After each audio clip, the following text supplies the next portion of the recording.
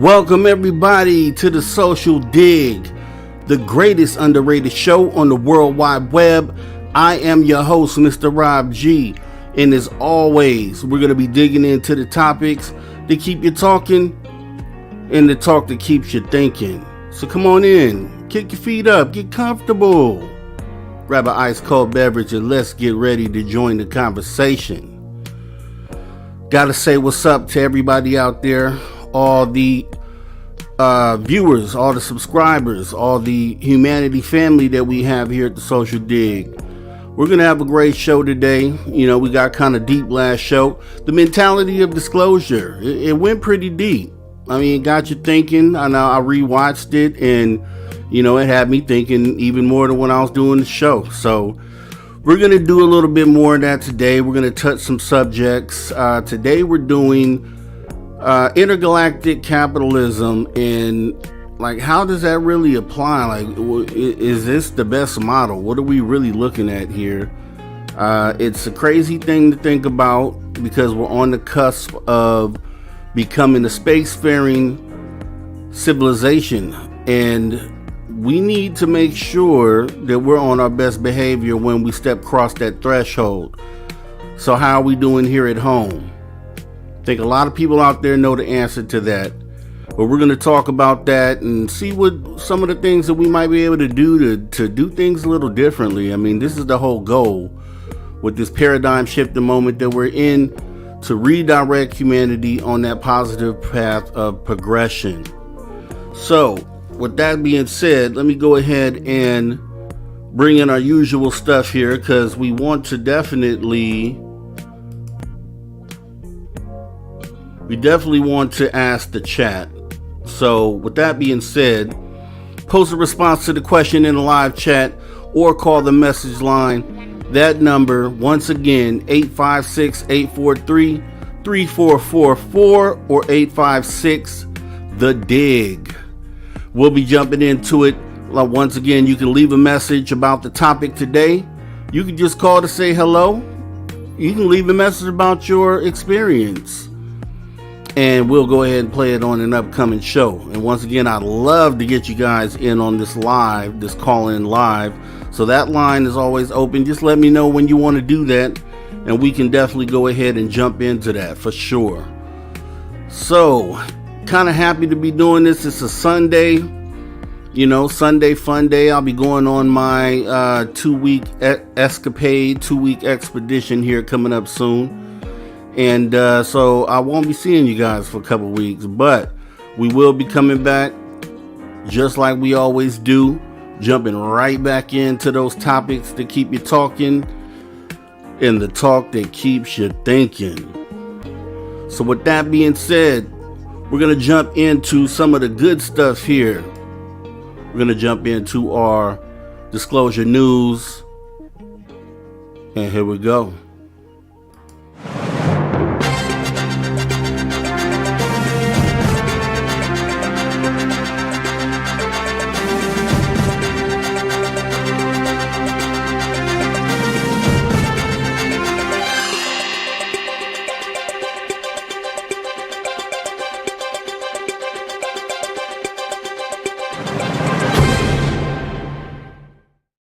All right, this week in disclosure news, we have some interesting topics here that we're going to go ahead and cover today. So as you see by the banner here, flying saucer for one. I don't know if you've seen this, but we're going to take a look at that. Flying saucer for one just kind of makes you think on what that might be or what that could be. Then we have also NASA's approach to UFOs, unscientific. This was an article that The Hill had put out, and we're going to go ahead and touch on that. And also, we actually have NASA whistleblower. So imagine that. Now, this is from a while back, but you would be, based on what NASA said recently, you'd be pretty shocked on what this person had to say, right? So we're going to go ahead and jump into our first story here, which is NASA's unscientific approach to UFOs. So I'm going to go ahead and jump into that story for you, and here we go. So, NASA's approach to UFOs appears remarkably unscientific. This article was by Marieke van Rennekamp from The Hill. So I'll go ahead and let you know what he was talking about here. So in 2021, NASA Administrator Bill Nelson suggested that mysterious objects encountered by military aviators in recent years may have extraterrestrial origins. A few years later, then Senator Nelson received classified briefings from fighter pilots who had observed mysterious objects exhibiting extraordinary flight characteristics. According to Nelson, the hair stood up on the back of my neck, quote, while reviewing a classified report on UFOs. Nelson's briefings on unidentified anomalous phenomenon undoubtedly influenced NASA's decision to establish a 16-member UAP study team consisting largely of outside academics to, quote, lay down groundwork for future study on the nature of UAPs.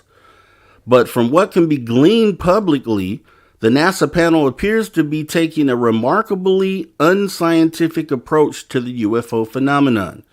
In May, NASA's UAP study team held its first public meeting.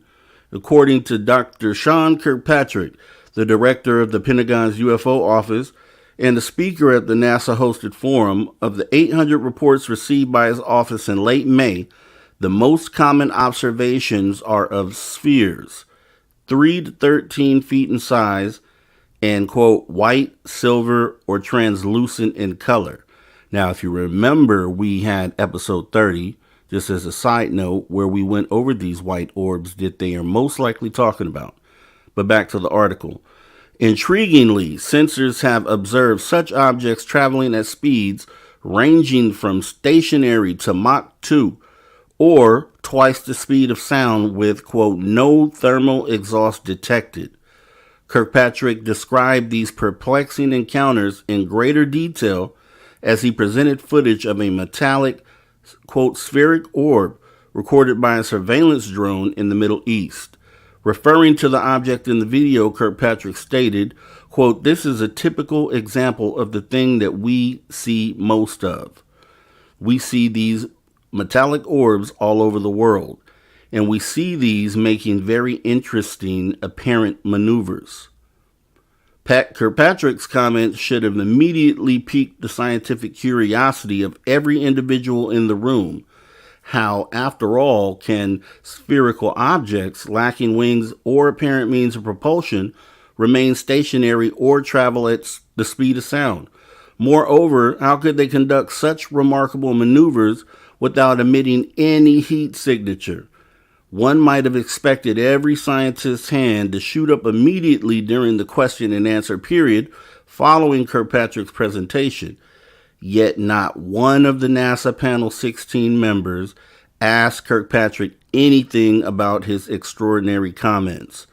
It raises the question, are UFOs the death knell of scientific curiosity and inquisitiveness? It gets worse. Kirkpatrick volunteered that many of the reports involving metallic orbs are based, quote, very much on multi-sensor observations. Multi-source corroborative data, as described by Kirkpatrick, are among the most valuable to scientists.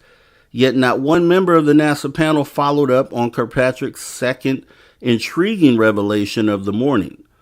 Indeed, the chair of the NASA study team appeared distracted, seemingly glued to his phone. The peculiar UAP characteristics outlined by Kirkpatrick were not only reported by service members during World War II, but they are also identical to those described by former U.S. Navy fighter pilot Ryan Graves, who testified under oath during the July 26 congressional hearing. Graves, along with at least 50 to 60 naval aviators, observed spherical objects capable of remaining stationary against hurricane-force winds or moving at the speed of sound on a daily basis in 2014 and 2015. Moreover, the mysterious craft remained aloft for extreme durations, far outlasting fighter jets. Graves' recollections, it should be noted, appeared in the New York Times in 2019 and on 60 Minutes in 2021. Since then, his accounts, including nuanced technical analysis, have been published widely in a variety of media. Yet, despite years of exposure, an entire panel of experts tasked with gathering preliminary data on the UFO phenomenon appeared oblivious to the remarkable congruence between Graves' recollections and Kirkpatrick's description of spherical objects capable of seemingly extraordinary maneuvers. This was particularly evident when one NASA panelist conducted a mathematical analysis of the well-known Go Fast UAP video, recorded by naval aviators in 2015 amid daily encounters, including a harrowing near miss with the mysterious sphere-like objects described by Graves. The video shows a small, spherical object appearing to move rapidly over the ocean. In his mathematical analysis, the NASA panelist concluded that the object was traveling at only 40 miles per hour, which he stated is consistent with winds at 13,000 feet. But the panel member made a significant error. He neglected to incorporate the effect of strong winds on the flight path of the jet that recorded the video. If a key on-screen figure, the accuracy of which is admittedly disputed by current and former fighter pilots, is correct, a full accounting for the wind would place the object's speed closer to 100 miles per hour. In other words, the Go Fast video shows a small, sphere-like object with no wings, engines, or thermal signature, demonstrating very interesting apparent maneuvers. The Go Fast incident in particular prompted a top Navy commander to send an email bearing the subject line, quote, "urgent safety of flight issue," to subordinates requesting information on the unknown objects wreaking havoc on pre-deployment training operations. Moreover, Go Fast was filmed just minutes before the now famous gimbal video. The gimbal incident, which former aviator Graves has recounted in significant detail, is particularly perplexing. In the encounter, a fleet of smaller objects, likely the spherical craft observed daily by Graves and his fellow aviators, traveled against 140 mile per hour winds ahead of a larger parent craft. Critically, repeatably verifiable geometrical analysis of the gimbal incident, which exploit data from the on-screen display, corroborate aviators' accounts that the object exhibited high anomalous flight characteristics. NASA scientists would be wise to review the analysis. Quote, full disclosure, I am the co-author of the above referenced scientific paper, which was presented at a recent American Institute of Aeronautics and Astronautics conference. NASA UPA study team, it would appear, has its work cut out for himself. So, with that being said, so basically, the author there is pointing out the fact that even though there was revelations presented by Kirkpatrick in just admitting that some of the way some of these objects were moving in the description of some of these objects, but NASA couldn't be bothered. They weren't really paying attention to the presentation. And if you don't think that's interesting, I do, because I actually have some other things here that we glean from NASA, right? We know NASA goes obviously back to the beginning of the space age. We know that there's been astronauts that have come back and said they've seen things, many cases of that being true. We know that there have been things caught by the International Space Station's live feed, which mysteriously gets cut off whenever something appears, although they denied that fact. But I have some things here, because if you remember this guy right here at the NASA Aero presentation, I think it was back in May. You remember this guy specifically saying, and I'm just paraphrasing, that NASA has no evidence of extraterrestrials or extraterrestrial vehicles, anything of that nature. Do you remember this guy saying that? because I saw him on a podcast recently within the last week, and he kind of doubled down on it, Mr. David Spergel. So obviously we know that NASA has said these things in the past. We know what the history is on this. We know there was rumors of Neil Armstrong and them going to the moon and seeing something when they arrived there. They switched over to the medical channel and supposedly told Mission Control something that they were seeing there, something anomalous. So it ends up being funny, right? When we saw this, we kind of just laughed. It was like, yeah, right. This guy's saying that they hadn't seen anything, that they have zero proof. As much as they're in space and as many times if they've been involved in space missions, let's not even get into the STS shuttle missions, where I have a video where we pointed that out. A lot of things that happened with NASA during all the shuttle missions. So disingenuous is what I said the day of this hearing. This is what my response was to it. But something came out recently. Well, didn't really come out recently. It was just really highlighted recently. Ross Coulthard pointed out a video that he stated everyone should watch. It was very interesting. So I did check it out. And what it depicted was this gentleman here, Bob Oshler, who was actually a whistleblower, former NASA mission specialist. So this is the person within NASA who whistleblowed almost 30 years to the date. So September 28, 1993, almost 30 years ago to the date. So Spergel said, no, NASA has no evidence of anything going on. So let's listen to what Bob Oshler had to say back in 1993 during this interview.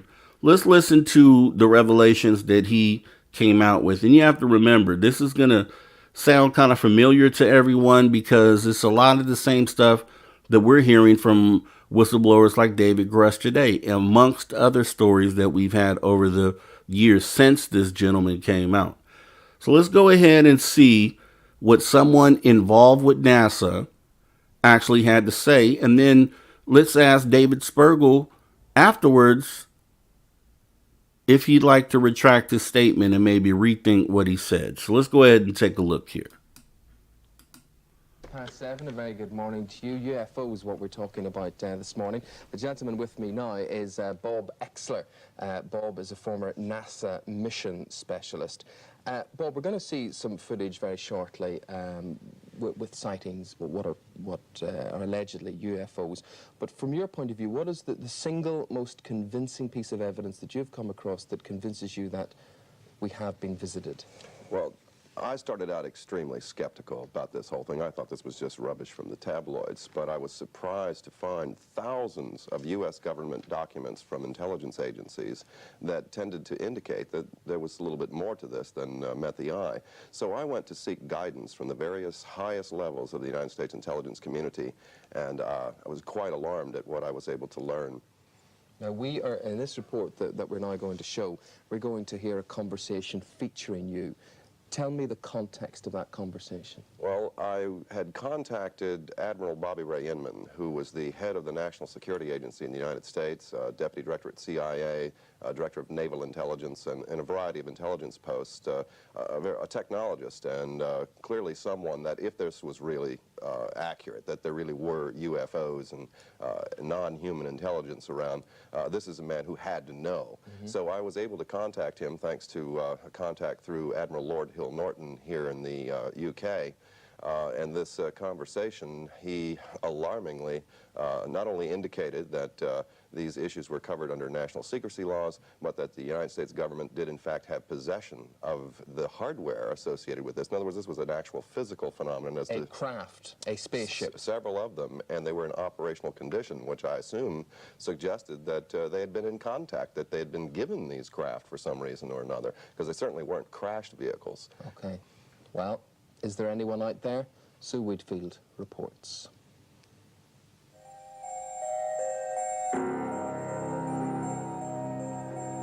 Houston, this is Discovery. We still have the alien spacecraft under observance. Since 1947, when the term unidentified flying object was first coined, the American government is believed to have had more than a passing interest in UFOs. There have even been reports they've seized alien aircraft for secret testing, but it's never been confirmed. Now, for the first time, comments made by a former military intelligence chief seem to imply that at least some of the rumors could be true. Do you anticipate that any of the recovered vehicles would ever become available for technological research outside of the military circles?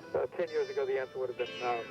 Yeah. Whether as time has evolved, they're beginning to become more open on it, is a possibility. A short time later, Bob Exler received this call. Mr. Eckler, this is Tom King in Admiral Inman's office. Yes, you would be breaching confidence and/or violation of the secrecy laws in discussing his involvement in any matter. I heard what you said earlier, but obviously the big problem always is the pictures are never conclusive. The pictures, yes, are not conclusive, but when you get involved in an investigation and you find the extraordinary physical evidence left behind, and you talk to the witnesses, medical doctors, officials of governments and so forth, in one of the cases that we had just seen some video from, there was a Canadian official who was actually taken on board the craft. When you subject these areas of testimony to lie detectors, polygraph exams, using the kind of technology that we have to determine whether someone's actually telling the truth or not, the results become absolutely nothing short of alarming. Okay, if these governments, the Canadian government, the American government, if they are in possession of spacecraft, if they have made contact with aliens, why don't they tell us? What I was able to learn is that the issue of secrecy dates back into the early 1950s, and in 1959, actually, NASA had a study conducted by the Brookings Institution in Washington, D.C., addressing the issue of whether this alarming issue of a confrontation with an extraterrestrial culture should be released to the public, this information. It was determined that there would be grave consequences for just an overt public pronouncement by government officials. So a determination... What does that mean? We would all panic? Well, not necessarily just panic, but the issues that it presented, not only theology, but issues involving economics, standards of monetary concerns. If you acknowledge type of technology that renders fossil fuel-related industries obsolete, yes, for example, you have grave consequences economically all the way around the world. Of course you do. All our values are rendered useless and worthless then, yes. The determination was made that the only way to avoid this chaos would be through a slow indoctrination process over a matter of decades. Okay. Well, Bob Exler, we'll talk more in depth later on in the program. You'll be back here about 8:45 this morning, so look forward to that. But for the moment, thank you. Right, it's 8:46. Well, if you're one of those people who stays awake at night, have you ever seen one of these? More.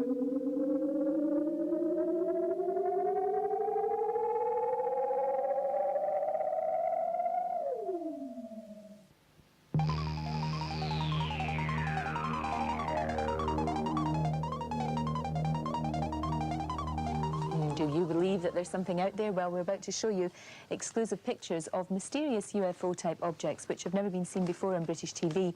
Sue Woodfield's report also shows how seriously the American government take the issue, with a recording between a former NASA scientist and a CIA chief.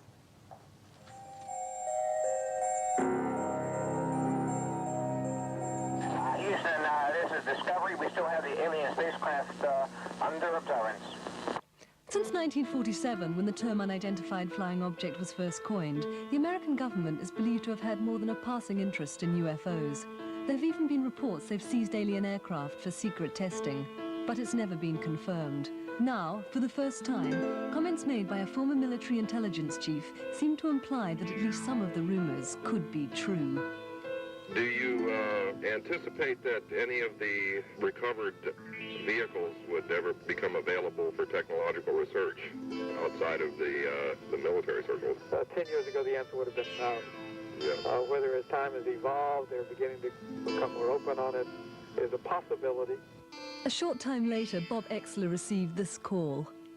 Mr. Eckler, this is Tom King in Admiral Inman's office. Yes, you would be breaching confidence and/or violation of the secrecy laws in discussing his involvement in any matter. And the phone was slammed down there. Bob Exler joins us. Good to see you, Bob. You really believe, have you had a close encounter, as they say, or have you seen UFOs? Well, I wouldn't really call it a close encounter. I think it has more to do with the contacts I've had with the U.S. intelligence community and being a technologist, being called in to analyze various video films and photographic evidence. It's quite conclusive to me. I have, in fact, seen with my own eyes on quite a number of occasions, well over 20, at very close range, a number of these vehicles. It's quite extraordinary technology. Anybody interested in technology would be, it's like a kid in a candy store, really. And there's no way that you could be mistaken and it could have been an airplane, helicopter, or something of that nature? Well, Admiral Inman convinced me that these vehicles were not manufactured by human technology, so that's pretty conclusive for me.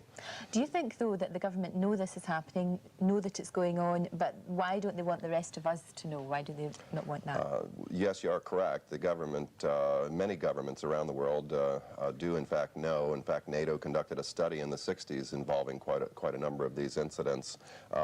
The decisions to maintain secrecy regarding this center more around not upsetting the economic apple cart, religion, theology issues that come into play, and quite a number of issues that essentially center around science and technology.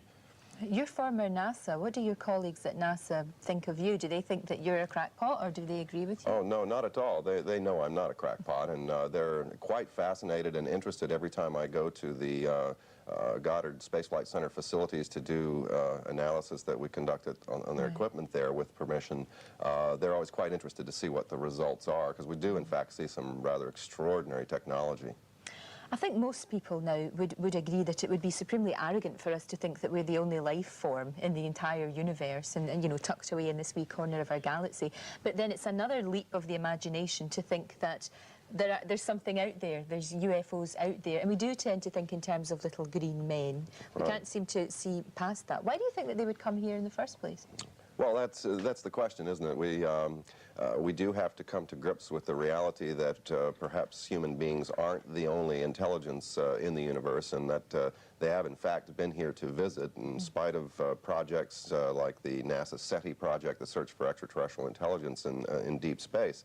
There are serious issues associated with this, and we have a mentality where we like to kind of poke fun at the issue through tabloids and so forth. And like this kind of thing, this is what we perceive an alien to be like.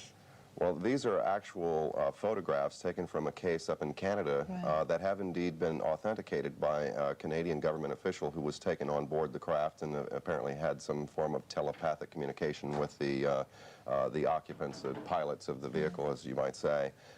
They are different than us, but it's interesting to note that they are humanoid and that they have 2 arms and hands and 2 eyes and so forth. They're quite much like us, only in significant ways they're different. And also, though, if they can get here, they're more intelligent than we are, or they're further advanced than we are, perhaps. I mean, would they always be friendly, or would they be malevolent? Well, of course, if there's one that comes, there's obviously going to be more, and just like we have different species of humans on this planet, I'm quite certain there's different species of alien life forms. So we could run into malevolence. In fact, President Reagan, on several occasions, alerted concern about the potential hostilities from outer space, and why it would be important for us to work together on this planet with superpowers and so on, uniting. Clearly, the problem that we're confronted with here is that although technologically these beings may be more intelligent than us, we appear to be more advanced in areas of civility. We have emotions and things like that, and we have concern for our fellow man, whereas that doesn't seem to be the case necessarily in some of these other cultures. Bob, thanks very much indeed. It does seem strange, though, we can't get on with one another in this world, so you wonder whether we will get on with aliens, but thank you. Right, thank you. Fascinating.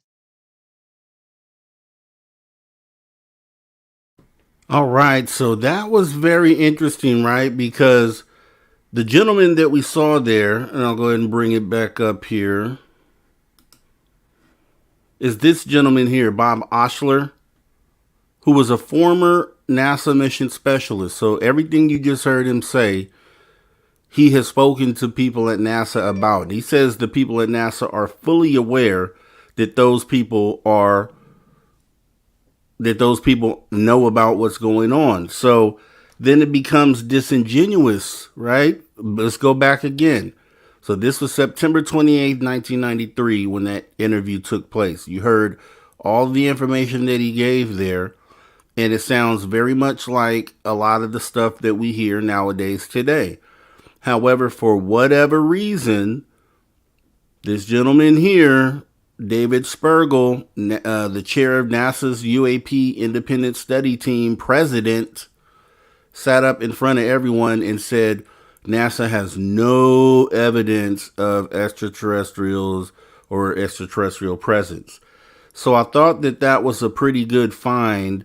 Ross Coulthard once again pointed this out as a very interesting interview that we should watch. And I agree, because, you know, let's show this to David Spergel and then see what he has to say about this. The next time he comes on live anywhere, let's go ahead and confront him with this video and see what he has to say about it. Because it's obvious, and like I said before, we know from previous astronauts, and Carol Rosin even came out, Disclosure Project 1.0, where she talked about she worked through a contractor and had access to the NASA photo lab, where she witnessed a NASA personnel airbrushing out anomalies on some of these photos. So once again, this just further points out the fact that these establishments, whether it's the government, whether it's NASA,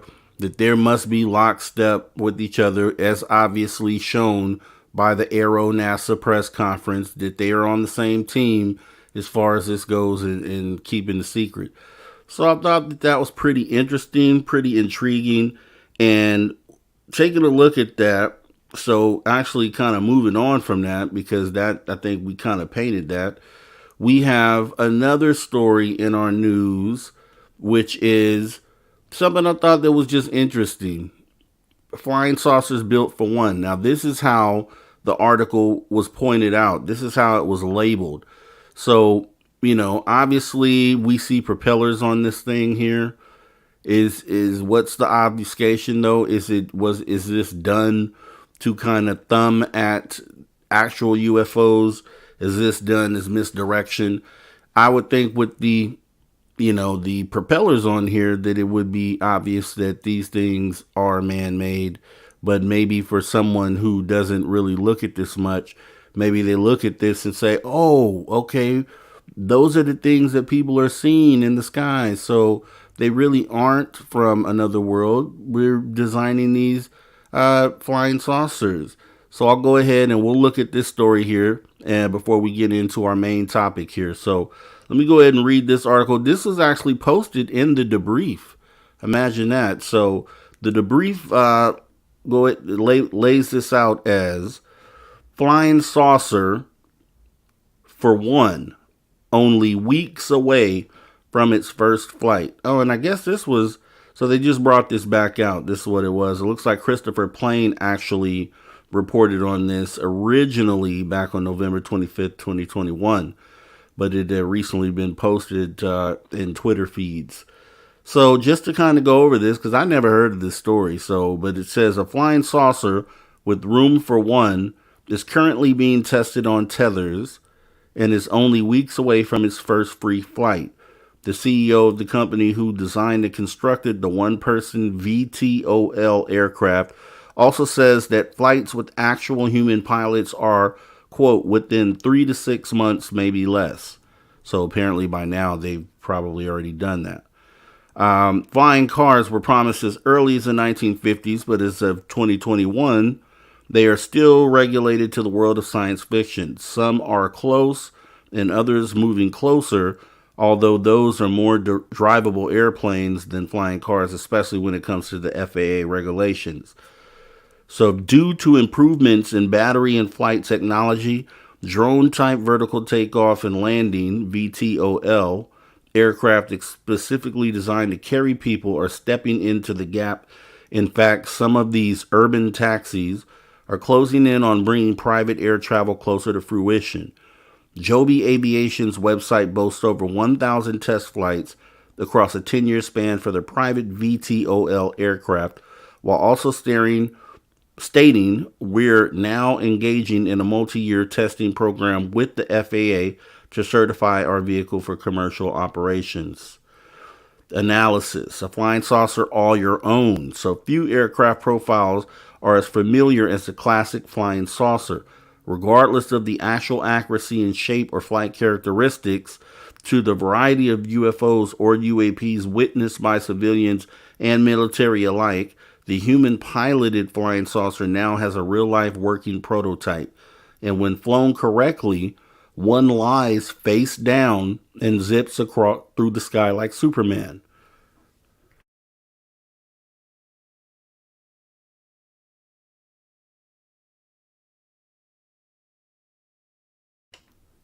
Made by Zeva Aero, a company founded in 2017 to compete in Boeing's Go Fly competition, this one-person flying saucer is able to cruise at 160 miles per hour with just one person on board.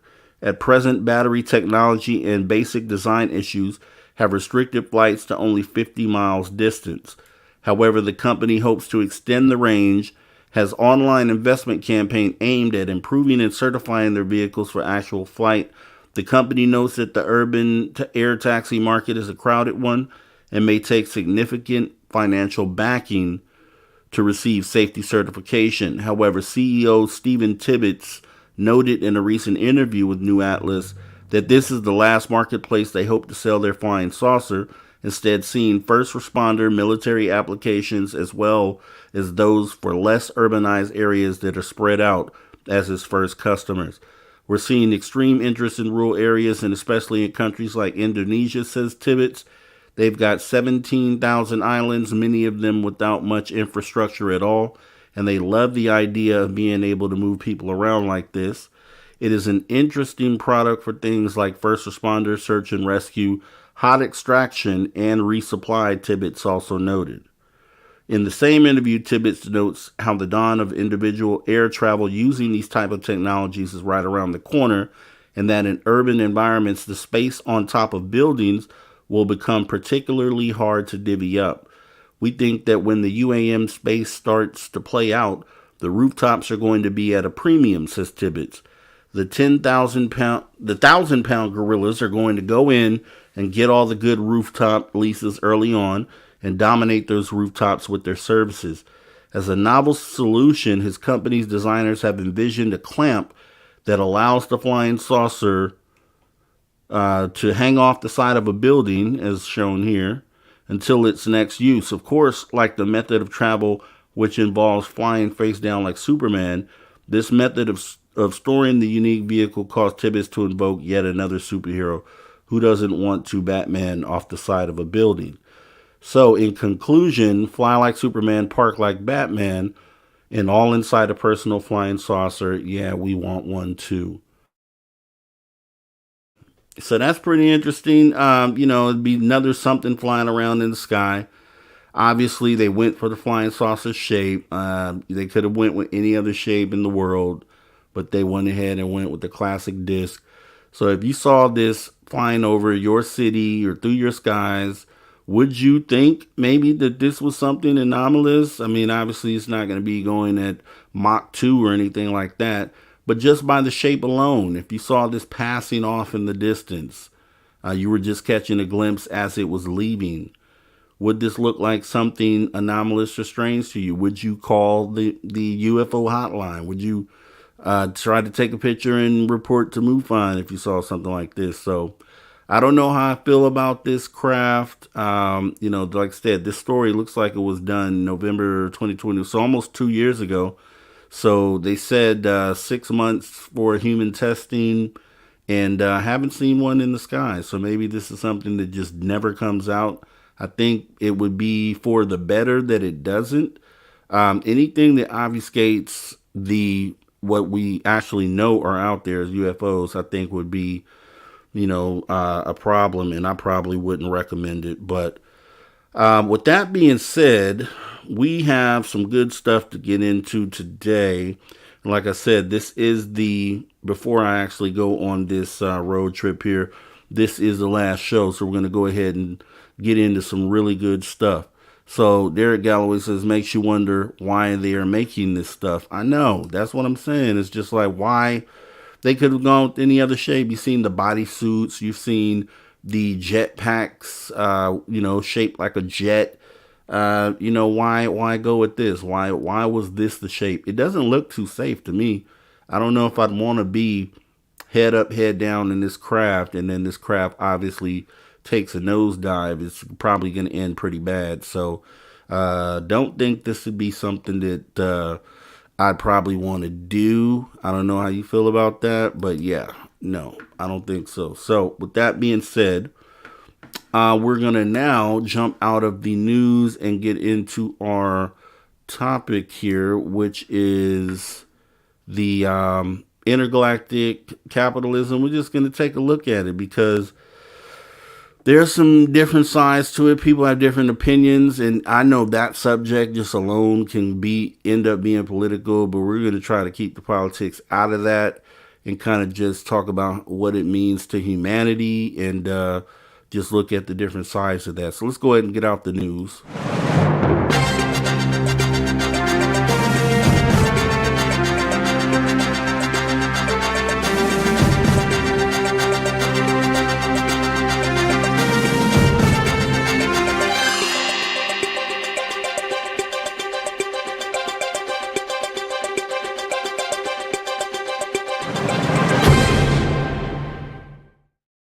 Right, and based off the stories that we just ran here, it's time. It's actually time for us to go ahead and ask the chat. And so, chat, would you purchase one of those saucer vehicles? Just wondering if you would purchase one of those. Derek Galloway says flying suits are crazy. Those people get some real fortitude jumping off cliffs and such. Yeah, and if you've seen those, I've only seen them really fly in Dubai. Those guys they have actual jet engines on a pack with wings that they strap on their back, and they're able to go up. Most things that they use, they can only go down, but these things are jet powered, so they're essentially like, turns the person into an aircraft essentially. And I think those things are pretty amazing. I wouldn't fly one. Too afraid of heights to do that. But yeah, would you guys purchase one of those saucer vehicles? I mean, is that something you could see sitting in your driveway a few years from now, something to get you from A to B? I just can't do it. I can't even fly those ultralights because, I'm kind of not liking being too high up off the ground. But let's see. Yeah, Derek, these are the people that have too much money and got bored with everyday life. Yeah, true. Because usually those prototypes cost you $100,000 or more. Yeah, you're right about that. So yeah, with that being said, actually I have this, and this is something that was interesting before. It kind of ties into what we're jumping into, but this was the United States Space Command released a brochure. This is back in 1998. They released this United States Space Command Vision for 2020. This was the front cover.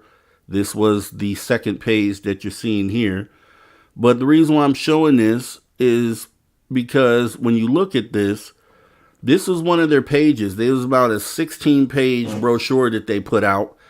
And look at this here. So they listed future trends. They're looking 20 years in the future, vision for 2020.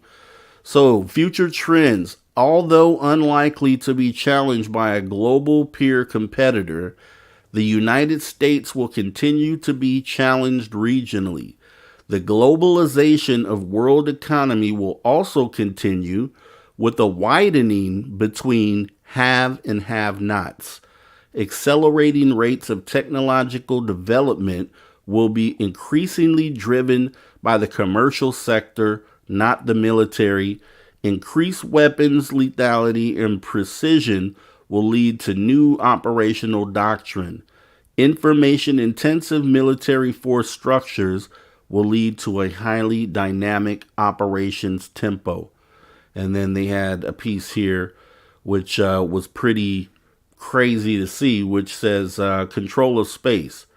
So, and this is was 98. So we're talking about 25 years ago they released this brochure. So they put this here. Control of space is the ability to assure access to space, freedom of operations within the space medium, and an ability to deny others the use of space if required. So crazy, right?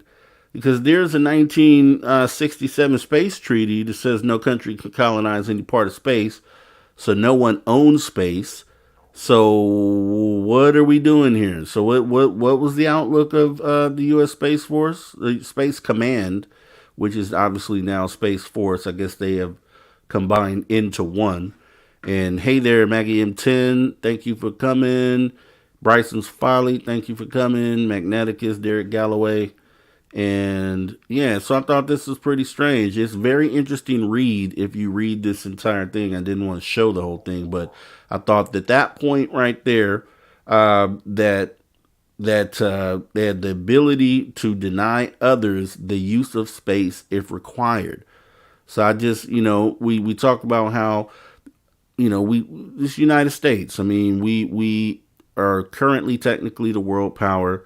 Sometimes we get into other people's business when we shouldn't. Sometimes, whenever there's a UFO crash or something related to extraterrestrials, we're always right there on the scene, Johnny on the spot, ready to put our nose into it. And then here we are making a statement like the vision for our space command is one of the things is going to be to control space and have an ability to deny others the use of space if required. Just crazy. So there Galloway says, I heard Ronald Reagan originally started Space Force. Don't know if true or not. Yeah, I mean, I think it was, I don't know if it was Space Force then. I think it was Space Command, like what this is here. Because Space Command, if you look at their facilities now it says Space Command, part of Space Force or something along those lines. So they're kind of melded together. But Space Command, I think, is probably, been around since Reagan because, they had the whole Star Wars thing going on back then.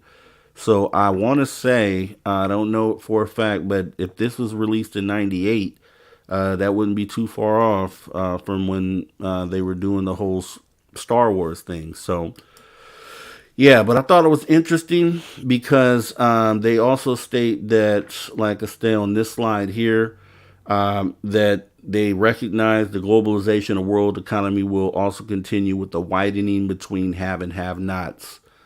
Accelerating rates of technological development will be increasingly driven by the commercial sector, not the military. And that's kind of what we're getting into today. So we're going to go ahead and take a look at intergalactic capitalism, right? So what do we know about capitalism? There's some good things, right? I mean, let's just address the good things. So what do we get from capitalism that we enjoy, and technically benefits humanity in advancement would be things like the personal computer, smartphones, things we use every day. We know that those things right there allow us to do a lot more than prior to us not having these things. We've experienced medical breakthroughs as capitalism drove research by pharma and biotech firms, leading to treatments, vaccines, diagnostics, and life-saving drugs. Elon Musk, so space exploration and commercialization. So on the good side of this, capitalism has led firms like SpaceX to affordable space tech, enhancing access and the potential colonization of space. E-commerce and online marketplace, capitalism's focus on choice to lead e-commerce giants like Amazon, which I use all the time. I'm not ashamed to say, I actually have something ordered right now that'll be on the way. So these are luxuries, right? We have social media and digital communication, which we're using to communicate right now for even this show that we're doing today and to get this information out to the public. So These are the good sides of capitalism. Right? So these things are great. But so even with that, these things are great for the people that can afford these things, right? So luckily, us here together, we can afford these things, but there's still a subset of humanity that all those things I just listed, they don't have access to those things. They don't have the financial ability to have a personal computer or smartphone. They're not it's somewhere in the world where they can benefit from medical breakthroughs. Space exploration for them is not even a thought at this point in time. E-commerce, Amazon, marketplace, and these people usually go to their local markets and trading centers and places like that to go ahead and get their commerce. And then social media, if they're lucky enough to have a cell phone, just like we saw the tribe in Peru who went ahead and filmed those aliens. They're just getting cell phones, and then they're the very basic ones at that. So, there's still places where cell phones aren't a normal thing. So when we talk about the bright side of capitalism, those things that we do enjoy are not enjoyed by everyone. So, and I think that's where the problem starts, right? So we can get into it, and this was the bright side of capitalism. So we're going to get in, this goes further, obviously. We're going to get into the dark side of capitalism and kind of what may be wrong with this model. So let's go ahead and take a look at that. Now, the dark side of capitalism. Capitalism as an economic system centered around private ownership, profit seeking, and market competition has long been praised for its ability to drive innovation, economic growth, and individual freedom. However, a critical examination of its effects on humanity reveals a darker side that cannot be ignored. While capitalism has certainly brought about progress and prosperity for many, it is also responsible for a range of detrimental consequences that affect humanity as a whole. One of the most prominent criticisms of capitalism is its tendency to exacerbate income equality.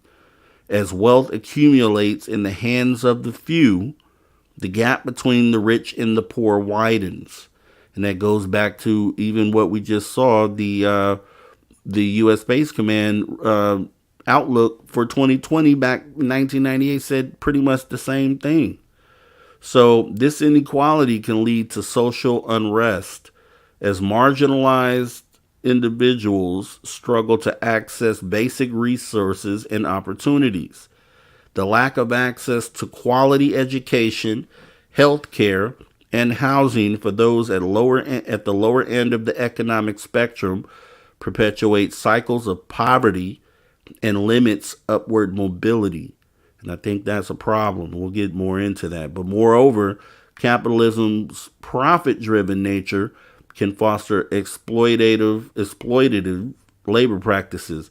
In pursuit of cutting costs and maximizing profits, some corporations resort to underpaying workers, subjecting them to poor working conditions, and disregarding their well-being. The demand for cheap labor can lead to the exploitations of vulnerable populations, both domestically and globally. This exploitation not only undermines the dignity of workers, but also contributes to a race-to-the-bottom scenario where workers' rights are disregarded in the pursuit of profit. Another pressing concern is the environmental toll of capitalism. The relentless pursuit of growth and profit often comes at the expense of natural resources and the environment. Industries driven by capitalism tend to prioritize short-term economic gains over the long-term sustainability of our planet. This has led to rampant deforestation, pollution, and climate change. Capitalism's focus on consumption and the endless expansion of production can have catastrophic consequences for ecosystems and future generations. Furthermore, the capitalist system's emphasis on competition can hinder cooperation and social cohesion. It encourages individuals and entities to prioritize their own interests over the collective good. This can lead to cutthroat competition, monopolies, as Derek pointed out, and unethical practices that undermine the well-being of society at large. In the pursuit of profit, corporations may disregard ethical considerations such as the social impact of their actions or the rights of marginalized communities. Now, while capitalism has undoubtedly played a role in driving economic growth and technological advancement, like we talked about, smartphones, personal computers, and such, it also carries significant drawbacks that cannot be ignored. The widening income inequality, exploitative labor practices, environmental degradation, and erosion of social cohesion all cast a shadow over capitalism's supposed benefits. Now, addressing these issues require thoughtful consideration of alternative economic models that prioritize social and environmental well-being alongside economic prosperity. It's only through a holistic approach that humanity can truly mitigate the negative impacts of capitalism and build a more equitable and sustainable future. So that's the dark side of capitalism. We talked about the good side. There's good to it, a lot of the benefits that we get, but we also talked about how those benefits are not available to everyone within humanity. And the whole goal is to have us all on the same level, the same playing field, where we all potentially can have access to these things. Now, what we're going to end up jumping into is capitalism when it comes to colonizing space. So it's already a messed up model, as we can tell right here on Earth. So imagine that model moving into space, right? Imagine that. Imagine how messed up this model is and how it could actually impact us moving to space. I don't think it's a good thing to do. I don't think it should go as it stands. I don't think this model should apply, although we're on the fast road to doing that right now. And if you were to ask these corporations, these private companies, this is the goal that they have in mind, because they're not pro-humanity, as we can see based on some of the effects of the decisions that they make that affect the people on the bottom and also affect the ecological system here, the weather, climate change, all those things. So getting into capitalism while in space, this is where it gets tricky. And let's paint this picture, because I don't think that this model should apply. But this basically the challenges of capitalizing in space, colonizing space, the challenges of capitalism. So the prospect of colonizing space has captivated human imagination for decades, offering visions of new frontiers and boundless possibilities. However, as humanity contemplates the expansion beyond our planet, the influence of capitalism comes into question. While capitalism has been the driving force behind much of our technological progress and economic growth, its potential negative effects on the endeavor of space colonization can't be overlooked. One of the key concerns is the perpetuation of inequality in a capitalist-driven space colonization. As seen here on Earth, capitalism often leads to income disparities and uneven distribution of resources. And if these patterns were replicated in space, it could result in unequal access to the benefits and opportunities of interstellar expansion.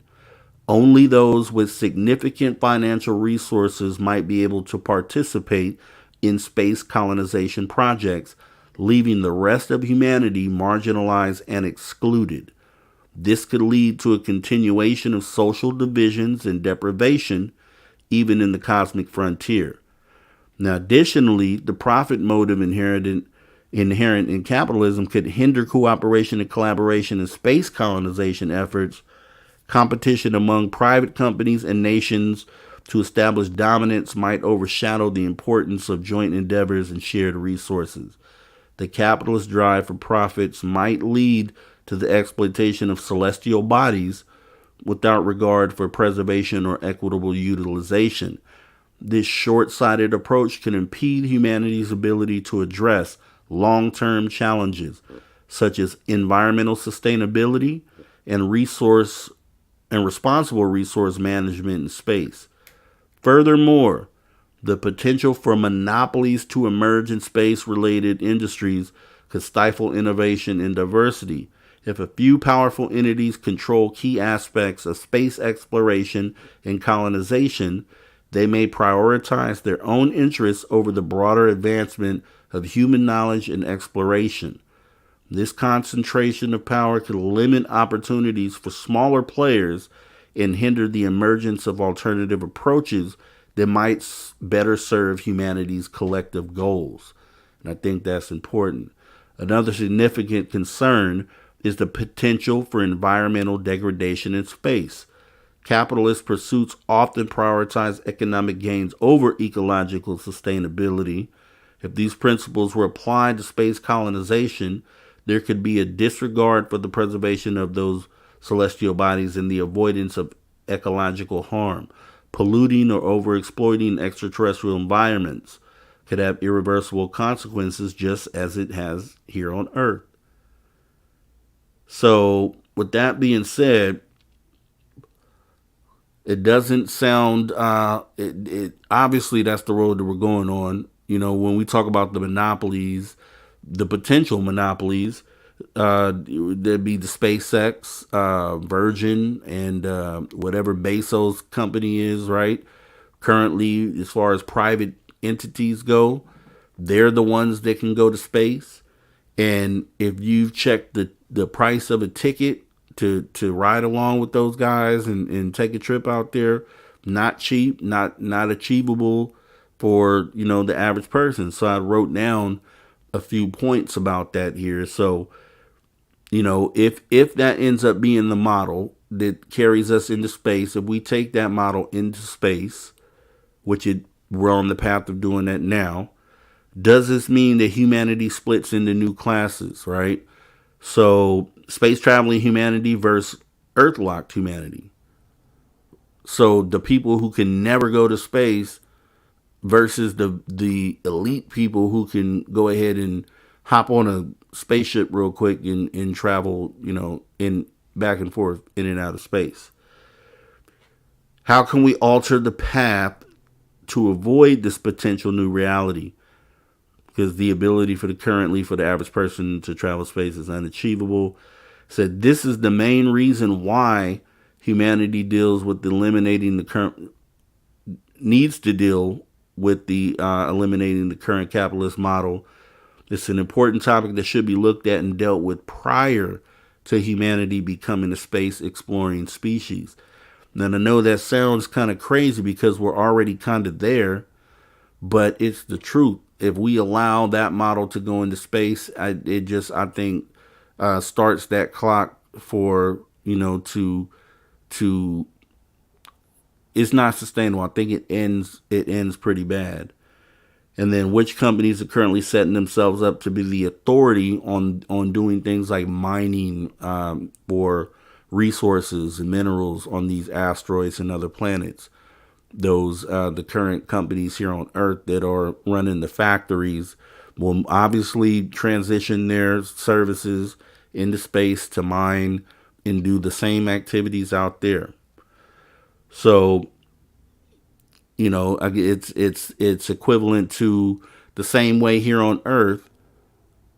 The way the elite can, when we want to travel, we have to either walk, take a car, or bus, train, or a plane. And then when we take a plane, it's usually going to be coach, unless you can buy that, you know, pay the little extra to get yourself first class. But these elites can go ahead and hop on private jets, and they can do it at a moment's notice. And they can go anywhere in the world. So that separates them from, you know, like the 1% separating themselves from the rest of us. Same thing like gated communities, right? So when you get out into space, if you think about colonizing the same way that the elite or that 1% separate themselves from the rest of the population, it'd be the same thing transitioning there, right? Then you have the lower class people here on Earth. Do you ever get to leave Earth? Do you ever get to take the trip to space? So I don't know. There's a series which is going to be, I don't want to spoil it, but there's a series out there that kind of depicts this sort of situation where humanity is kind of split into those who are earthbound and pretty much stay on Earth versus ones that are space travelers. And I think that would be the beginning of that break there, right? Because there's only going to be a certain part of humanity that would be able to afford being able to travel in space. So with that being said, how much farther can that gap between the have and have-nots grow in this case? And I think it can grow pretty far. In what happens to those of us left here on Earth. Because I bet you, when it comes down to it, Elon Musk isn't giving you a ticket. If you're just the average person, you're not on that elite side of things. Bezos isn't going to reach out and give you a seat on his ship. Musk is not going to do that either. Neither is Richard Branson. It's not going to do it. There's not enough room for one. So what happens to us? Most of us have to stay here and deal with whatever we have to deal with here. But it just shows the disparity between those that have it all and those who don't have it, don't have it to deal with. And just like we talked about on the last show with the whole, work situation where, they lock you in for 45 years of work. If it's consistent, if you don't have times where you're not working, you're only going to make with the $50,000 wage, 45 years of work, it only gets you like $2.25 million. And that's not really worth your life. You're being bought. So this model has to change because, I've looked into some things and we'll get into that in a moment, but there's a couple points here. So transitioning away from traditional capitalism, if there's a way to do that. So let me go ahead and go over that with you real quick here. So transitioning away from capitalism while becoming an intergalactic species would be a complex and challenging process. So we'll go over a few steps here that could potentially help facilitate this. So global economic reform would be one idea, which would begin by implementing comprehensive economic reforms on Earth that gradually shift away from a capitalist system, explore alternative economic models such as socialism, resource-based economies, which I think could be a big one there, the resource-based economy, or cooperatives, which is also a big one, or cooperatives that emphasize collective ownership, equitable distribution, and the prioritization of human needs over profits. That would be a big one and probably a good place to start. Research and education, which would be investing in research to study alternative economic systems that would be more suitable for intergalactic exploration. So educating the global population about the advantages of taking some of those steps we just mentioned and transitioning away from capitalism, emphasizing long-term sustainability, shared resources, which would be the key, and reduced inequalities, which would be the result. Then resource redistribution, which would be implementing policies to redistribute wealth and resources more equitably on a global scale. So however we could do that. This could involve higher taxation on the wealthy, progressive social programs, and a focus on providing basic needs such as healthcare, education, and housing for all. Phenomenal start right there. International collaboration, encouraging international collaboration to encourage a unified vision for the transition away from capitalism. Global agreements and treaties could outline those shared goals and principles for economic transformation, fostering cooperation among nations. Then technology and automation, and I think this is a good idea as well. Leveraging advancements in technology and automation to reduce the emphasis on profit-driven production. The automation could free up human labor for more meaningful pursuits while ensuring everyone's basic needs are met. Then space exploration, as far as that goes, humanity expanding into space, establishing intergalactic colonies, and ventures based on those new economic principles. Experiment with different economic models that prioritize cooperation, resource conservation, and the welfare of all participants. Okay. And then global governance or regulation, which is establishing a global governance structure that oversees intergalactic activities and enforces ethical and sustainable economic practices. And then obviously the key part, which would be this gradual transition, because obviously it's not something that would probably happen overnight, or maybe not even within our lifetime, but we set the building blocks to get there. But recognizing that a complete elimination of capitalism probably wouldn't be feasible just in this short term, because we're so dependent on a lot of the things that we benefit from. But implementing that gradual transition over probably generations and allowing societies to kind of adapt to the new economic norms, policies, and practices. So to wrap that up, transitioning away from capitalism while becoming an intergalactic species is a pretty complex endeavor, and it requires collaboration of everyone across the world. Reimagining the economic structure and the integration of diverse cultural perspectives, then striking a balance between the practical realities of resource management and the ethical principles that drive the transition will be essential for assuring a harmonious and equitable future for humanity and its interactions with other civilizations that we might meet out in the cosmos. So some of the things that you want to point out is like scientists. We have scientists here in America. We have scientists in Australia, UK, all around the world, Russia, all these places, right? So while we're trying to embrace this new model and trying to, unite as one group, as humanity, then we should have all our scientists together in one group figuring this out.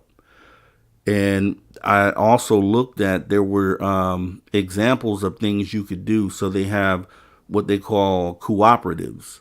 I don't know if any of you have heard of those, but they're like communities where you come into this community. Almost, if you think about a good, just to kind of have you see it, is if you remember like The Walking Dead, right? So they build these little communities, and people come in, they invite people in, and everybody plays a part. Everybody does a job, learns a trade, and is able to benefit the whole of the group by contributing labor and things like that, right? So there's some that are currently active here in the United States where they actually do that. Their communities. Now they do, because we're still under the same capitalist model that we're under now. So some of the products that they do produce, they do sell to corporations. Like I know one group was doing hammocks, and they were doing something else, and they had like Pier 1 was one of their customers. I think Walmart was another one. and they were specifically selling these products to them for them to sell, and then that money would, go to keep the thing running. But as far as the labor, the planting and harvesting of crops and the building and all the things were being done by people within that cooperative. So that's just like a small example of, how some things we should be thinking about, trying to get up out of this. Now, staying within, this is just a couple points I wrote down as well, but staying within this current model only means that there will always be a part of humanity that has to struggle and suffer, while that 1% upper class get to enjoy the benefits of, so for them, they don't care. They love this model. They have no need for this model to change. So it's only the people like us that don't have it, and the people that care about the people that don't have it, that think that this model should change. But it's obvious that this model translating into colonizing space probably wouldn't be a good thing. Do the extraterrestrials follow the same model? I don't think they do. They probably don't. I wouldn't think they do. And then how do they look at us, seeing that that's how we run our planet? Like, man, these guys are enslaving each other, and there's disparity between, people who have this and people who can't afford that. That's if we had that figured out, like if you walked into someone's house and you saw some of the people in that house were eating well, but then there were other people in the house that couldn't get a scrap, you know what I mean? And it's the same dynamic. You would probably want to step in and try to even that playing field. And, I think that being that these beings are so more advanced consciously, that, they are looking at this like this is a mess. So until we address these issues and show that they can work here on Earth, are we really even ready to take humanity and the current model of capitalism as it stands to space? I would say no. And then to end that, saying it's difficult to see how we can expedite any sort of significant change on a large scale.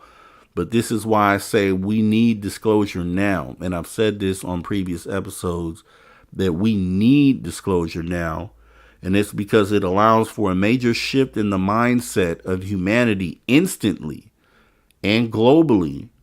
And even further, just the revelation or what we end up finding out from these ETs and the things that the government is hiding, like the free energy and things like that. These type of technological advancements could assist us more quickly in transitioning and redirecting the path that we're on as we know it. So, and that's kind of, the spiel on that. So what do you think about that? Bryce's folly, you're on top of it. Yeah. I didn't want to say it, but yeah, that's what it is. And that's going to end up being a science fiction to science fact. So Bryson Folly got it. Aliens Ate My Buick. Thanks for coming through. Derek Galloway, thanks. Maggie M10. Yeah, so Bryce's Folly is on top of it, man. It's and we'll talk about that because we're about to get to it. But yeah, I mean, that's the whole thing on this transition away from capitalism, and always we ask the chat. What do you feel are some of the most damaging aspects of intergalactic capitalism? Do you think it's a model that would work in space? Do you, I'm just talking about both sides of it. I talked about the good, the bad, how it would look if we went there, and gave some opinions on why I don't think that it is the best model. But what do you think? Do you think this current model translates into space? Do you think this is something that could help further benefit humanity down the path that we want to go on? I think that there's too much there that says no, because with our current model, we can't solve the whole poverty and just the disparity between the people or the have and have nots. So, if we were able to survive under this model and then rectify those very important things, and then the environmental aspect of it too, if we were able to if we were able to get those things together and get everything on an even scale, then we may be talking about something different. But it doesn't seem like anyone has the answer to that, and it doesn't seem like this model is going to take us there. But yeah, with that being said, Bryce Foley says there's a need to be motivation to create. At the moment, Americans live off the cheap labor created in other countries. Why is an hour worked in USA worth more than in Vietnam or China? Exactly. And I often feel sorry for those countries, because they work for pennies and then they work under the worst conditions, right? And I wish that's what one of the things was, being able to redistribute the wealth of the world across everywhere. So if we had a global agenda where the free medical, the free housing, if we could do that like across the world, and we can, because if you take all the economies and you put them all together, there's enough there to kind of make this vision happen. Now, the problem is, just like Bryson was pointing out, is something that us here in these Western countries, we benefit off of, and a lot of us don't want to give it up. I would be willing to. I would definitely be willing to give it up. Now, the thing is that because in the short term, he says, I don't think there would, this system, the system would be in space, that it wouldn't work in space. Yeah, I don't think it would. I don't think it's something we can take off of this planet. These are bad traits, and this is a bad thing. This is because it only benefits 1%. That already tells you that it's bad. You know what I mean? The math just isn't right on that. They say the 1%, the 1% accounts for, and we're talking about globally, the 1% of the population of the 8 billion of us account for half of the world's wealth. So the 99% accounts for the other half. That means we're broke. That means we're all broke, whether we have jobs or not. Even if you have that $50,000 a year salary they were talking about, you're always a check away from being homeless and being in the same boat as a lot of those other people. So it's definitely lopsided. Yeah, so Maggie says, sorry, I don't have opinion yet. I don't know. And yeah, I mean, it's probably not something that you would know right away. You just have to think about it, because it's definitely something that would shift the thinking of everyone. Your thinking would have to shift. But there's definitely, but then again, those who did not create labor, such as Olin Firm, would they still be part of society or another civilization, alien species? Yeah, I mean, I've always been taught to respect my elders. There would never be a time where, I'm just one of those ones that wouldn't put my parents in a home or something like that.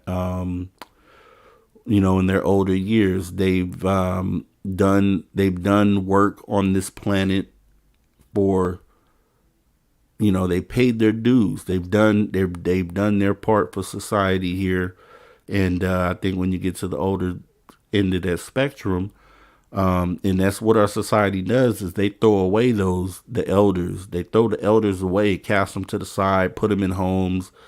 And I think that's not right. So if this thing was redeveloped and it was more on an even keel, because like I said, there's people that's not going to want to give up leverage for the people that don't have the leverage. And if humanity is going to be equal, and if humanity, the idea that we have here, where I say it doesn't matter where you come from, it doesn't matter what religion, none of that matters. When you walk through this door and we have these conversations, you come in as a human being. So in that mindset, that means we all come in as equals.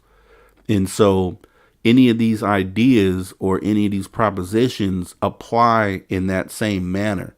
So these things would apply. So, if you don't have anything or you have everything, when you come in, if you strip yourself of all that, humanity should be an even thing all around this globe. So if we're going to move as a unit, as one organic sort of movement, then we all have to kind of be on the even scale. Now, you could easily be taught how to, I'll use an example. So in a community or cooperative, like I was stating earlier, they have some here in the I'm sure they have them around the world, but they have these little communities of people who simply learn a trade within this little community. And then that's the work that they do to give to the entire, for the bigger movement of the entire group. And everyone has a part to play. The older people, I'm sure you could find something that isn't physical that they could end up doing. Obviously, it's something you have to think out. That's why it's not a model that I'm sure is currently in place and one that has replaced the one that we're in. Because I know a lot of people have that sort of idea of how things should be more divided and more equal. But it's something that has to be worked out. And that's what we're doing here. We're just having those conversations to kind of lay groundwork that maybe someone can add to that and say, well, this is a great idea to add to that. And another person has an idea. All of a sudden, we have a real roadmap to go by and then something to present. But the thing is that when we get disclosure, and that's why I say we need it, because that's going to be either an asteroid coming out the sky and hitting up this planet. That would be one thing that would force a reset. Or if we have this information come out, from if we have confirmation where it's been confirmed that we have these advanced technologies that could propel us immediately into the future, as far as technological advancements into the future by 1,000 years overnight, then that's another situation where we may realistically be able to reshape this thing or translate it into something else. And as far as I know, we're not having an asteroid coming anytime soon that might hit this Earth. But the thing that we do have is we're on the cusp of disclosure and confirmation. So the day that happens, whether it's tomorrow or a year from now or 5 years from now, when globally it's understood and we have the full confirmation that this is here and wow, this is their technology, from that day forward, it's like starting at the year zero again. You have the chance to start at the year zero. So and that's the whole purpose of all this, is when that day comes, do we already have an idea of where we want to go?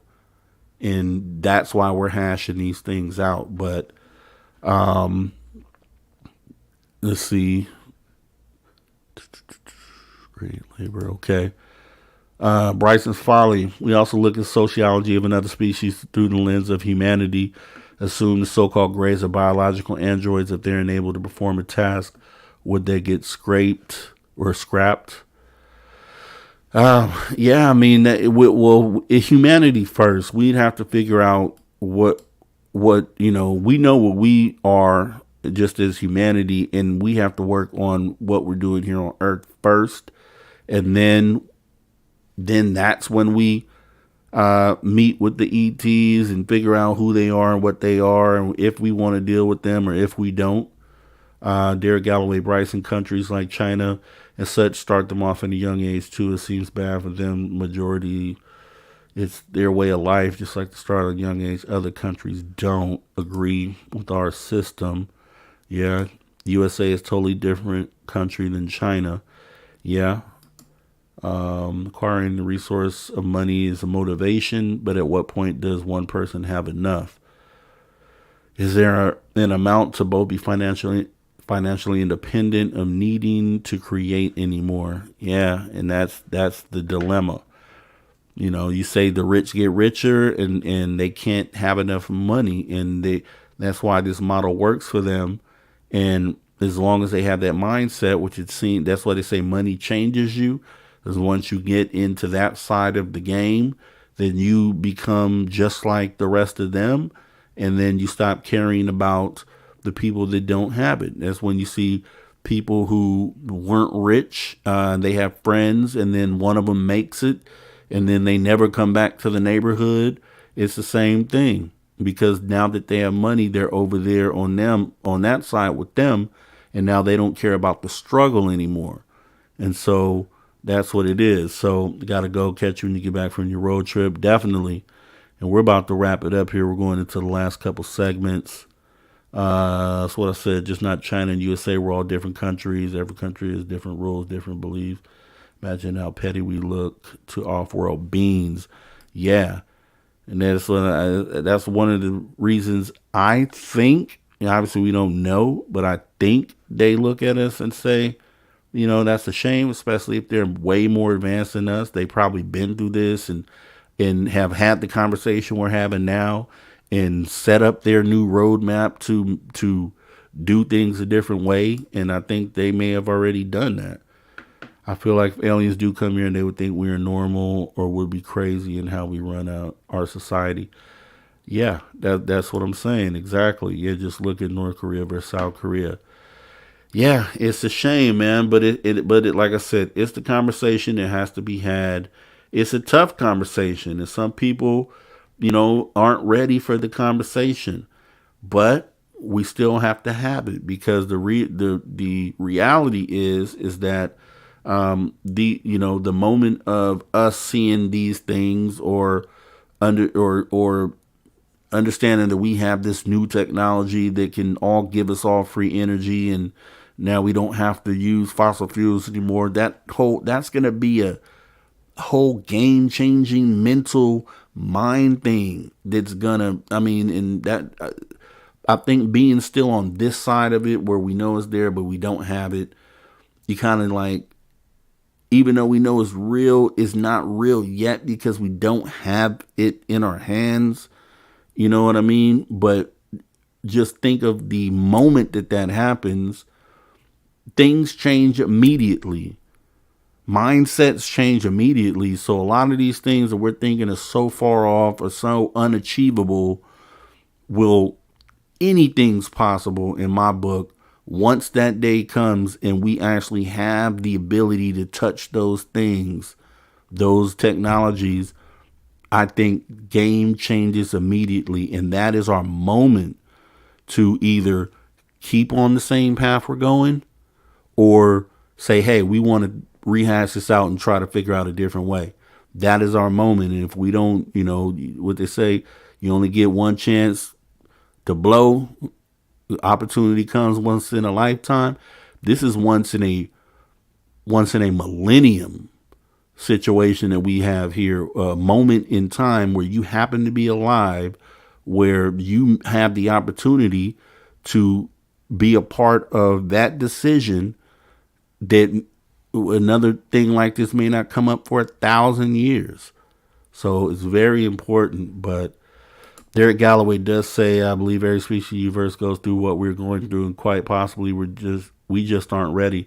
Imagine a species that is 1,000 years ahead of us, let alone 1,000,000. Exactly. Unfathomable. So that's why we have to be ahead of the game. There'll be some point in time, like it seems like the conversation we're having, like other people aren't having. But the thing is that people are going to start having this conversation when it's too late, when it's already time to make the decision. Then people are going to start wanting to talk about this type of stuff and trying to figure this out.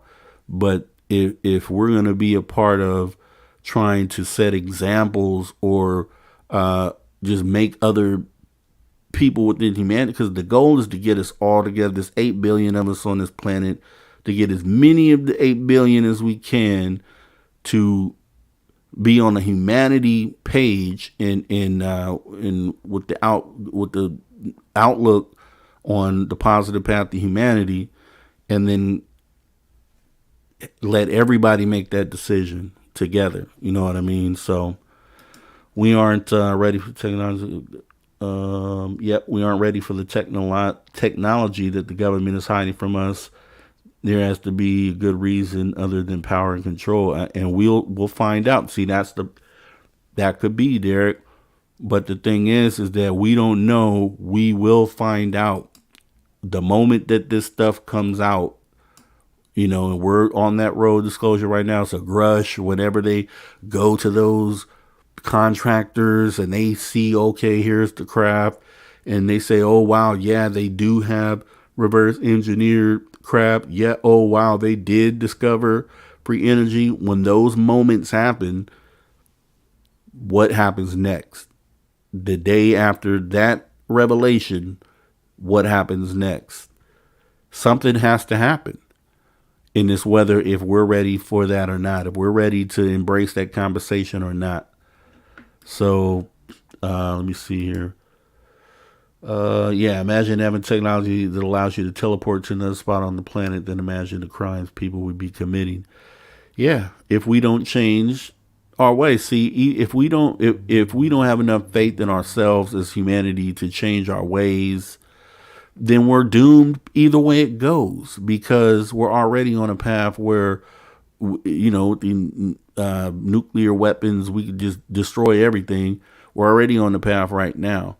So, you know, look at the silver lining in the potential, the good potential within humanity. Just like every person that comes here has a good heart and has good intentions. So assume that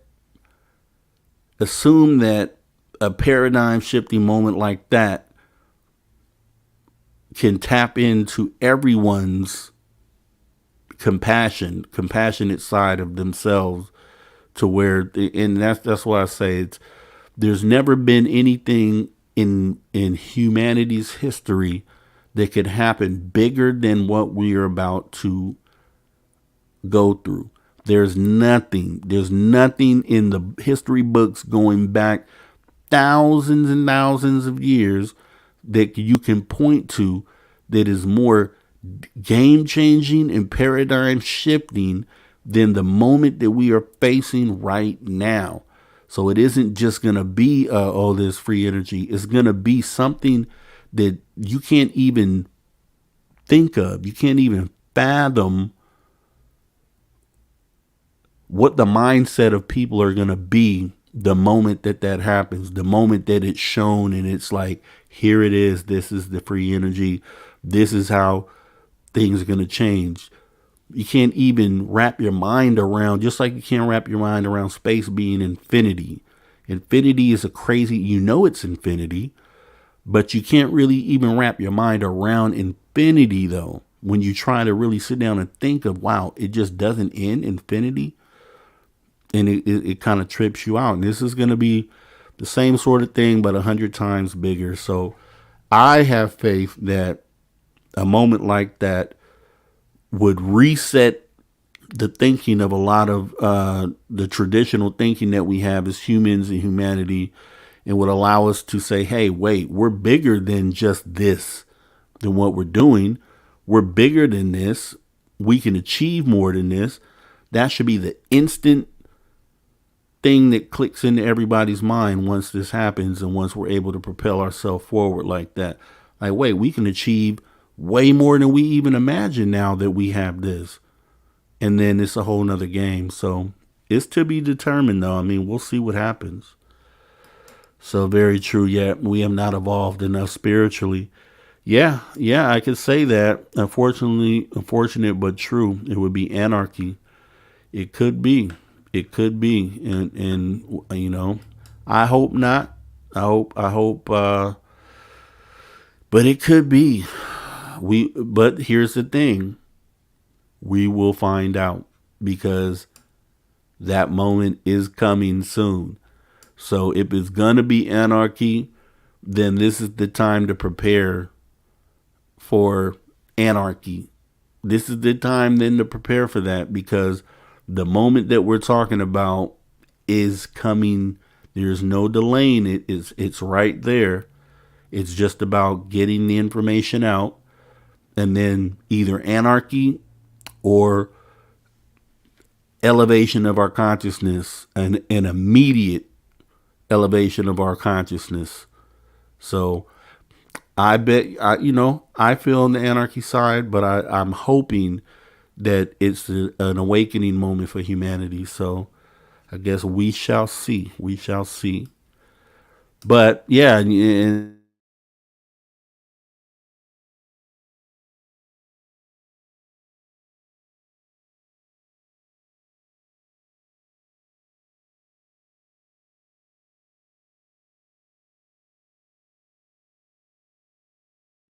I think these conversations have to happen. So with that being said, let's go ahead and get into our science fiction to science fact. And I love the passion, man. I love the input. All that stuff is what we need, because it could be anarchy. And so I would like to prepare for that too. Yeah. So with that being said, now actually we're going to do Once Upon a Time in Ufology. So Once Upon a Time in Ufology, we're going to cover something that isn't normally covered, which is the Aurora, Texas UFO crash of 1897. 1897. So before Italy 1933, before Roswell 1947, there was a reported UFO crash in Aurora, Texas, 1897. As you can tell here by the headlines, I'll go ahead and give you a background on it here. So the Aurora, Texas UFO crash remains one of the most intriguing and enigmatic events. Actually, let me get this up here real quick before I jump into that. Okay, one of the most intriguing and enigmatic events in the annals of UFO lore. Taking place in a small town in Texas in 1897, this alleged extraterrestrial encounter has captured the imagination of both UFO enthusiasts and skeptics alike. While accounts and evidence vary, the incident continues to be a source of fascination and debate, highlighting the complex relationship between science, folklore, and the unknown. According to historical records, on April 17, 1897, a mysterious object purportedly crashed on the property of a local judge in Aurora, Texas. Reports from the time described the craft as an airship that had exploded upon impact, leaving behind debris and an occupant identified as an alien pilot. The pilot's body was said to have been badly disfigured, making it difficult to ascertain its true nature. The local townspeople allegedly gave the extraterrestrial a proper burial in the local cemetery, adding to the mystique of the incident. Despite the lack of concrete evidence, the Aurora UFO crash story continues to captivate many for several reasons.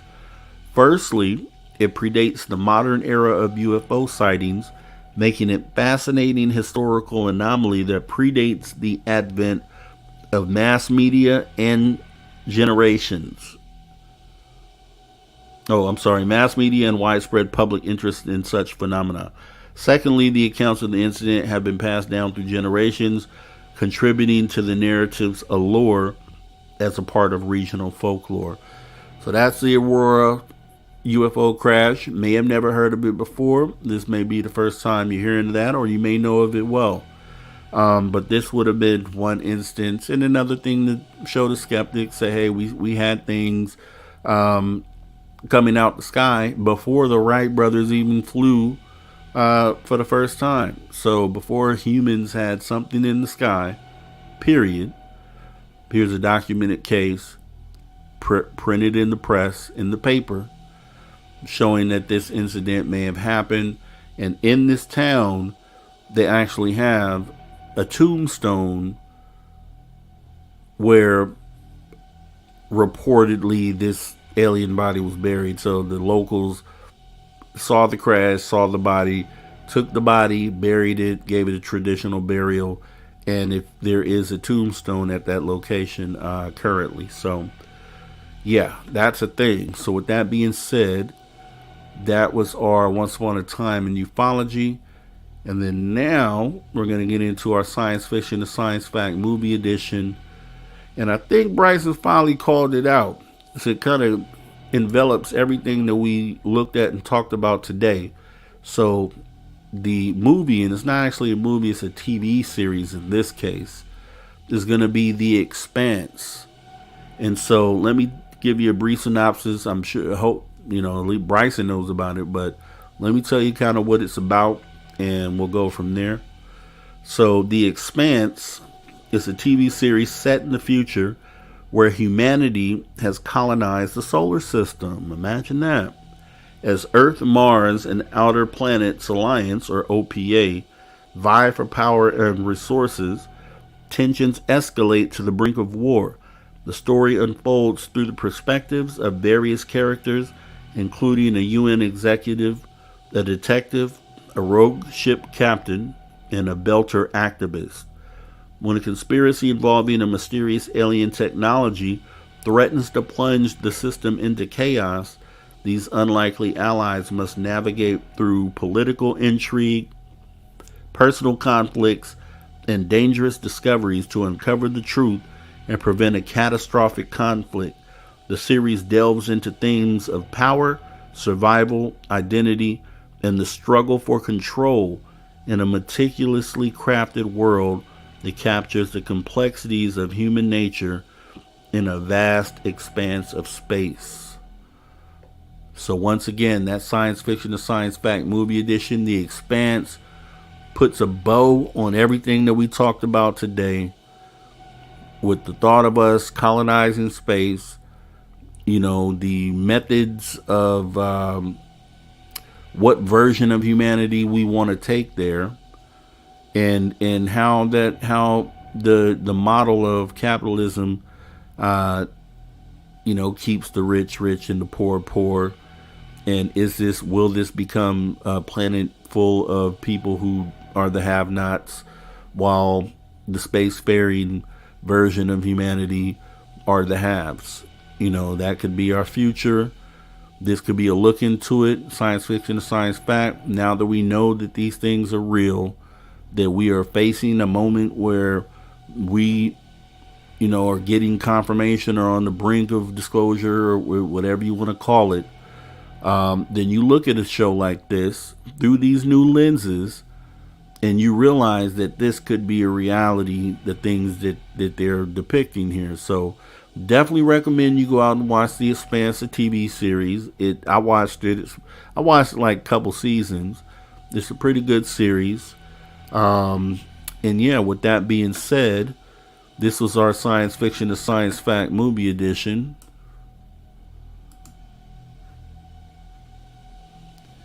And then, so we'll be getting ready to get up out of here, like we always do. Do this for the positive progression of humanity. If you haven't known, if you haven't realized by now, the conversations that we have, or the topics that we touch, are always going to be for the positive progression of humanity. So however you spin it, this is a place for us to come together, have ideas, have conversations like this, and like we did on the last show, mentality of disclosure. And sometimes we get into some fun stuff, but I think these two shows were more of the heavy ones, and it's things to get you thinking. And we need our thinkers in a moment like this, because if people aren't thinking on the behalf of humanity, then what are we doing, right? We sit up and give all our time to these things that are TV shows and different random things that have nothing to do with the moment that we're in and where we need to go. So this is always going to be the place to have those conversations. So I love you guys coming through and being a part of this and being a part of the conversation. And we need more of humanity to do the same. So let's go ahead and go through the comments. Derek Galloway. So tell us your road trip route. So I'm going to run it. Bryce's Folly, peace out, Rob G. Be safe, take care, brother. You too, Bryce's Folly. Appreciate all your input today. Appreciate the conversation. Come join the conversation anytime and bring a friend. Derek Galloway, tell us your road trip route. So I'm in Southern California, right about an hour north of Los Angeles. So I'll be running down to Los Angeles and I'll be heading Interstate 10, so I-10, which takes you through pretty much the most southern part of the United States, almost as far south as you can get. You ride along the border pretty much the entire time. That takes you right into Houston, I-10, one freeway. So I'll be doing that, and there are places along the way that I have pinned to stop, so it'll depend on if it's daylight or not, but there's some petroglyphs, geoglyphs, things that I want to film so I can bring back to the show and do like a road trip segment, something like that. There's some ghost towns that we should be passing through, so I want to film some of that. And on the way back, we're going to come through the northern part of those states, which would be Interstate 40, and that should take me, on the way it should take me through Roswell. So I intend, it's kind of out the way a little bit, but I intend on getting to Roswell, plus a few other key points that I have on my itinerary. So should be interesting. It's gonna be, I'm gonna miss doing the show because I just love doing it and love talking to the people. But that means when I do get back, we're gonna jump off like never before. And we're gonna, like I say, we keep raising the bar here. That's what we intend on doing. So gonna come back full of energy, hopefully with a lot of new things to show you guys. So with that being said, Maggie M10, thank you. Lots to think about. Yeah, that's the whole key, and I appreciate you coming through, Maggie M10. Derek Galloway, I-10, gotta love it. Smooth sailing. You could almost hit my house in Florida. It's about 15 miles from I-10. Yeah, it goes straight across the country. Yeah, exactly. Yeah, you're right. I know there's a lot of border patrols, so it should be, running into them guys a couple times. And I might film them too, man. Why not?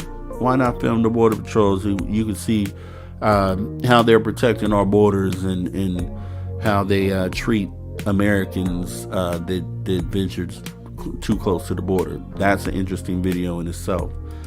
Derek Galloway should do a couple short videos of your travel, and I'm gonna do that too. I'm gonna try to do that. That definitely makes sense, and I might just post those. And Mike Jones, enjoy Houston. I will, and I got you. You said Houston brisket, and I looked up Houston brisket, Mike Jones, but I think the place is called, when I looked it up, I can only find House of Brisket. So I think you meant to say House of Brisket, and I'll be definitely stopping by there. Maggie M10, have a fun and safe trip. See you when you get back. Yes, definitely. And in the meantime, there's this is episode 37. There's 36 other episodes in the archives. If you guys want to go ahead and check that out. Ruth Kleber, thank you so much for coming through. I appreciate it. Glad I could do a good show for you here. And yeah, Mike Jones, House of Brisket, that's it. And I saw it. Oh, the meat looks delicious, and they were cutting through it, and I was like, yeah, that's definitely somewhere where I need to be. Now, I'll give you one. There's a place called, and you can Google it or look it up on YouTube, it's called Glory Cuisines in Houston. And it's in like a little shack that you wouldn't, a rundown shack you wouldn't even think had excellent food. But I came up on that one too.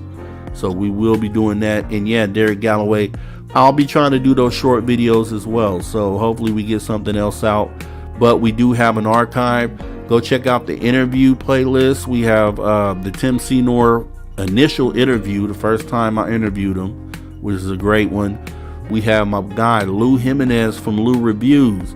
We kind of have a heated, interview. He's on the skeptic side, I'm on this other side, and we kind of try to talk reason into each other. So that's a great watch, the Lou Jimenez interview. We have Tom King. We have Preston Dennett. We did a great interview with Preston Dennett. That's a good watch. You might want to go and watch that one. And then obviously the legend, Jim Goodall. So with that being said, Derek, say hello to the aliens. Roswell safe, God bless. Oh, now you talking. Got lots of fans there. Hit the beer buffet. Yeah, so with that being said, man, I appreciate you guys coming through. And my Mr. Rob G, I'm your host. This is The Social Dig. Thanks for coming through. Love you guys. Humanity family. Take care.